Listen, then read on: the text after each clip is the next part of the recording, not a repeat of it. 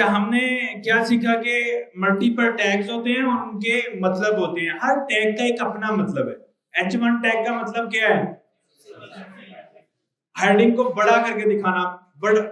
बड़ा किस सेंस में है? ये साइज में, फॉन्ट साइज में, और उसका जो बोल्ड होने का तरीका है उसमें। यानी कि ये बोल्ड ज्यादा है और इसका फॉन्ट साइज ज्यादा है। और H2 का क्या मतलब है? H1 से छोटी हेडिंग। H3 का? H2 से छोटी हेडिंग। H4 का? और H5, H6। सही है। तो अगर कोई पूछे कि मुझे HTML में हेडिंग लगानी है, तो आपने मतलब देखो, आपके पास एक इंफॉर्मेशन आई है, आपने डिसाइड करना है कि उस इंफॉर्मेशन को H1 में दिखाना है, H2 में दिखाना है, H3 में दिखाना है, अपने हिसाब से। जो चीज जितनी ज्यादा इंपॉर्टेंट है उसको H1 में दिखाएं, जो उससे लेस इंपॉर्टेंट है उसको H2 में दिखाएं। तो अपनी मर्जी से डिसाइड करेंगे कि किस टैग को कहां पे लगाना है, किसको किधर नहीं लगाना। सही है। इतनी बात किसी को समझ ना आई हो? अच्छा, अब एक चीज मुझे और बताएं कि H1 मैंने लाइन नंबर 1 में लिखा है तो ये पहले शो हो रहा है। क्या ऐसा पॉसिबल है कि H1 को मैं H6 के बाद लाइन नंबर 7 में लिख दूं? तो अब क्या होगा? पहले वाली। इसका मतलब है कि जो HTML की आउटपुट है वो लाइन नंबर 1 से चलना शुरू होती है, और जो लाइन पे जिसको जो टैग मिलता है उसकी वो वाली आउटपुट वो दिखा देता है। अब अगर H1 को एंड पे मिलेगा उसको, तो एंड पे वो बड़ी हेडिंग दिखाएगा। ये जरूरी नहीं है कि H6 ही एंड पे आएगा, तो पॉसिबल है कि आपको H1 भी एंड पे लगाना पड़ जाए। तो ये आप पे डिपेंड करता है। मैंने आपको क्या बोला था कि स्टैंड अप का मतलब स्टैंड अप है, उसको किसी भी सेंटेंस में जहां भी लगाएंगे आपकी मर्जी है। किसी के सेंटेंस के एंड पे लगाएं या स्टार्ट में लगाएं, इससे क्या फर्क पड़ता है? नहीं फर्क पड़ता। इसलिए टैग का मतलब वही है, उसको टॉप पे लगा दें, बॉटम में लगा दें। जितना नीचे लगाएंगे उतना वेबसाइट के नीचे शो होगा। जो पहला टैग होगा वो सबसे पहले शो होगा, जो एंड वाला टैग होगा वो एंड पे शो होगा। लग सकता है, कोई मसला नहीं है। H1 के बाद आप डायरेक्ट ये सारे टैग खत्म, H1 के बाद आप यहाँ पे H6 लगा दें और ये सारे टैग खत्म कर दें। जितने मर्जी टैग लगाए जाए, H1 को कंटेंट 1, फिर इधर कहीं बीच में लगा देते हैं कंटेंट 2।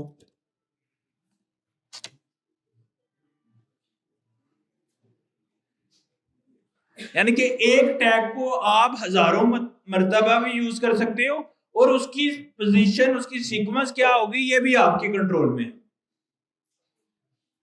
अब ये किस पे डिपेंड करेगी? भाई आप बात क्या बताना चाह रहे हो, आप अपनी इंफॉर्मेशन एक्सप्रेस कैसे करना चाह रहे हो, ये उस चीज पे डिपेंड करेगी। इतनी बात समझ आ रही है सबको? किसी को समझ ना आई हो? All good? आगे चले। अच्छा, अब हमने हेडिंग के सारे टैग अंडरस्टैंड कर लिए कि कौन कौन सी हेडिंग के टैग एग्जिस्ट करते हैं। अब हम क्या करेंगे, मजीद टैग एक्सप्लोर करेंगे। अच्छा, ये अब जो मैं अगला टैग आपको पढ़ाने लगा हूं वो है पैराग्राफ का टैग। वो क्या है? पैराग्राफ का टैग। अच्छा, वो पैराग्राफ का टैग का नाम पैरा नहीं है, जैसे हेडिंग का नाम हेडिंग नहीं है, H1 है। इस तरह पैराग्राफ का जो टैग है उसका नेम है P tag. P mean para. इसमें आप एक लंबा सारा पैराग्राफ लिख सकते हैं। अब लेकिन एक चीज की खूबसूरती चेक करें ना, आपको कोई भी HTML में इंस्ट्रक्शन देनी है, कैसे देनी है? एंगुलर ब्रैकेट, टैग का नाम, opening and closing tag, that's it. कोई तीसरी बात ही नहीं है। मेरी बात समझ आ रही है ना आपको? तो सिंपल सी एक स्टोरी है। वो स्टोरी क्या है? Less than bracket, greater than bracket, और बीच में आप हाँ, एक लाइन में 2 टैग भी आ सकते हैं। लाइक H2 को आप P टैग के सामने लिख दें। लेकिन ये कोड लेवल पे तो ऐसा पॉसिबल है, लेकिन इसका आउटपुट लेवल पे कोई भी इफेक्ट नहीं होगा।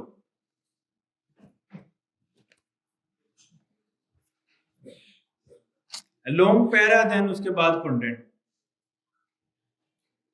यानी कि कोड पे तो आपको एक ही लाइन में नजर आ रहा है, लेकिन आउटपुट पे ऐसा नहीं होगा, क्योंकि आउटपुट पे उसने उस इंस्ट्रक्शन को रीड करना है। उसने बोला हेडिंग बनाओ, उसने हेडिंग बनानी है। उसको बोला गया है कि पैराग्राफ बनाओ, उसने पैराग्राफ बनाना है। सही है। अच्छा, पैराग्राफ में आप एक वर्ड लिख सकते हो, सिर्फ ए लिख दो, लिख सकते हो, और कोई कंप्लीट पैराग्राफ भी लिख सकते हो ऐसे। बात समझ आ रही है कि एक कंप्लीट बड़ा टेक्स्ट भी पैराग्राफ के अंदर आ सकता है। ये इसका ओपनिंग टैग है, ये इसका क्लोजिंग टैग है, और एक छोटा पैराग्राफ भी इसके अंदर आ सकता है।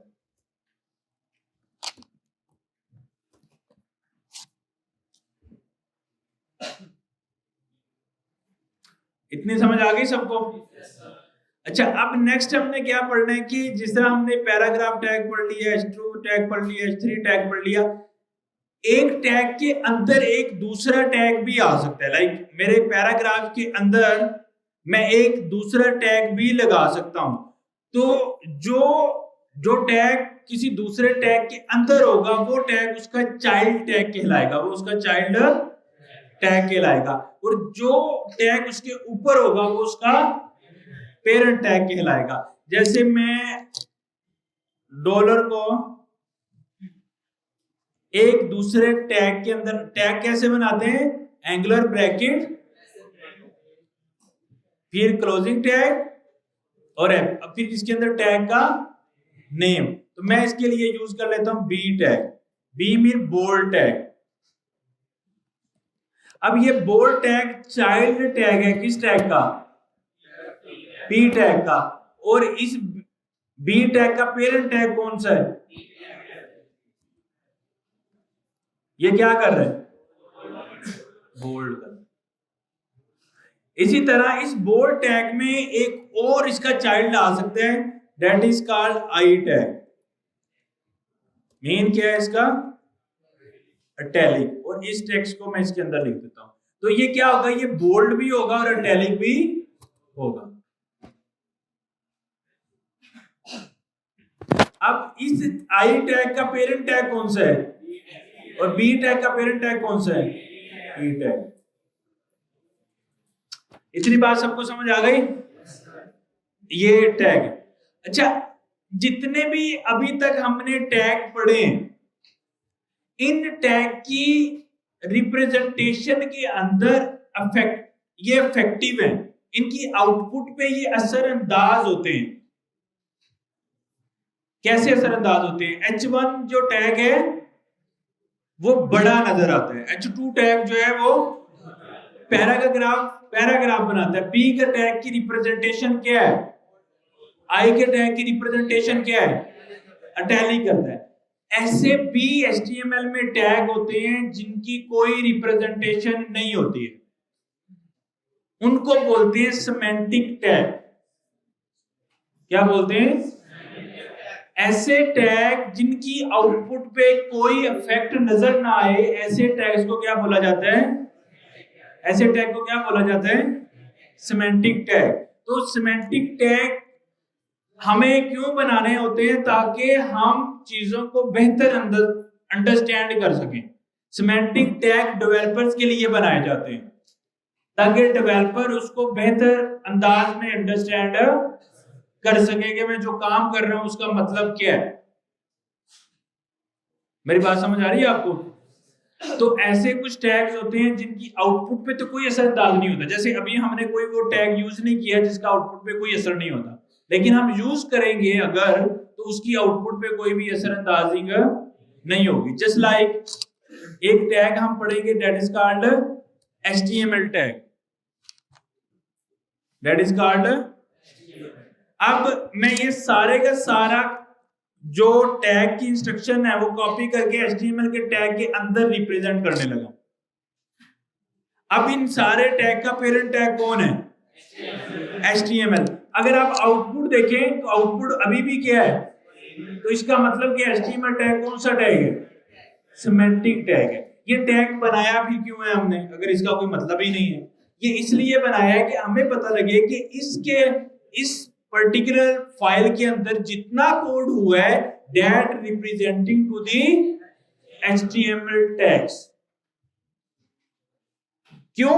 क्योंकि कुछ ऐसे टैग भी होते हैं जो एक और लैंग्वेज है that is called XML language, उसके अंदर भी लिखे जा सकते हैं। तो इस वजह से उन्होंने क्या किया, उन्होंने डिफरेंशिएट कर दिया कि सारे वो टैग जो HTML के टैग के अंदर है that will be representing two the HTML instruction. ये ब्राउजर के लिए समझना आसान हो गया और हमारे लिए भी समझना आसान हो गया कि सारे टैग इंस्ट्रक्शंस टैग। अच्छा, इस HTML टैग के अंदर एक और सिमेंटिक टैग लगाएंगे that is called body tag. अब सारे के सारे टैग हम डाल के बॉडी टैग के अंदर ले जाएंगे। अब बॉडी टैग भी एक सिमेंटिक टैग है और वो किसका चाइल्ड है? HTML का। और ये सारे टैग किसके? बॉडी के चाइल्ड बन गए। अब हम आउटपुट देखेंगे तो output still is the same, it means body is an semantic tag. अच्छा, ये क्यों बनाया है? ये इसलिए कि ये जो ब्राउजर का वो हिस्सा जो ये लाइन यानी ये बुकमार्क के नीचे आता है और ये सारा नजर आ रहा है जो इधर स्क्रॉल बार से नीचे एंड तक, इस हिस्से को हम बॉडी कहते हैं। और वो हिस्सा जो इससे ऊपर है इसको हम हेड बोलते हैं, हेड, वेबसाइट का हेड। तो ये नीचे वाला हिस्सा बॉडी और ऊपर वाला हिस्सा हेड। अच्छा, हेड को रिप्रेजेंट करने के लिए भी एक ऐसा सिमेंटिक टैग है that is called head tag. इसको टैग ही बोलेंगे ना, क्यों बोला? एंगुलर ब्रैकेट एंड टैग का नाम भी है, इसमें वो सारी खसूसियत हैं जो टैग की खसूसियत होनी चाहिए। सही है। अब इस हेडिंग के अंदर भी कोई ऐसे टैग हो सकते हैं जिनकी रिप्रेजेंटेशन के अंदर इफेक्ट नजर आए, वो टैग भी हम यहाँ पे लगा सकते हैं हेड में भी। लाइक हम एक टैग यूज करेंगे that is called title tag. अब इसके अंदर हम लिखेंगे क्लास 01। आप लोग फोकस कीजिएगा कि यहाँ पे लिखा हुआ है index.html। मैं अब रिफ्रेश करूंगा तो क्या लिखा हुआ है? क्लास 01। तो क्योंकि इसने बॉडी से ऊपर इफेक्ट नजर आया है तो हमने इसको हेड के अंदर रैप कर दिया। अगर हम नहीं भी करेंगे तो इट्स स्टिल वर्किंग। अगर हम ये रिमूव भी कर देते हैं तो it will be still working. All good? यहां तक कोई कंफ्यूजन? तो हमने अपनी सिस्टम को इस तरह से डिवाइड कर लिया। Head tag is just an semantic tag. तो सिमेंटिक टैग का तो कोई रोल नहीं होता, लगाएं या ना लगाएं अब कोई इफेक्ट नहीं आएगा। लेकिन टाइटल टैग का एक इफेक्ट है, वो क्या है कि जो वेबसाइट के टॉप पे ऊपर आइकन के साथ चीज लगी होती है ये उसके अंदर टेक्स्ट चेंज कर देता है। अगर हमने पहले अगर इसको नहीं लगाया था तो उस वक्त उसका टेक्स्ट क्या था? Index dot. अब मैंने अगर लगाया तो उसका क्या चीज बन गई है? क्लास 01। सही है। अगर आप हमारी वेबसाइट पे भी देखो तो ऊपर देखो लिखा हुआ है कंटेक्ट टेक्नोसेट एक्सपर्ट। तो ये जो चीज मैंने लिखी है ये किस टैग की मदद से लिखी जाती है? Title tag. और इसको हेड के अंदर डाला है। वो क्यों डाला है? क्योंकि ये बॉडी पे इफेक्ट नहीं कर रहा है। किस पे कर रहा है? बॉडी से ऊपर जो टॉप बार है उस पे इफेक्ट कर रहा है।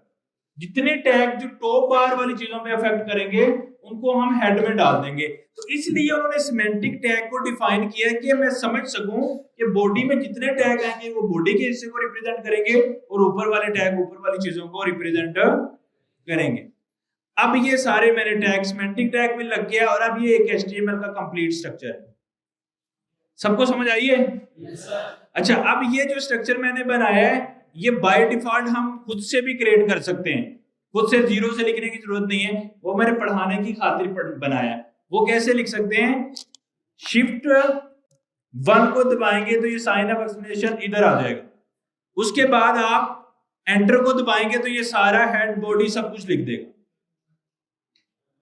अच्छा, इसमें कुछ ऐसे टैग हैं जो हमने नहीं पढ़े, वो हम रिमूव कर सकते हैं ताकि हमें कंफ्यूजन ना हो। ये हमने नहीं पढ़े थे, वो हमने रिमूव कर दिए। और हम अपनी कोडिंग कहां से शुरू करेंगे? बॉडी के टैग के अंदर हेडिंग लिखते हुए।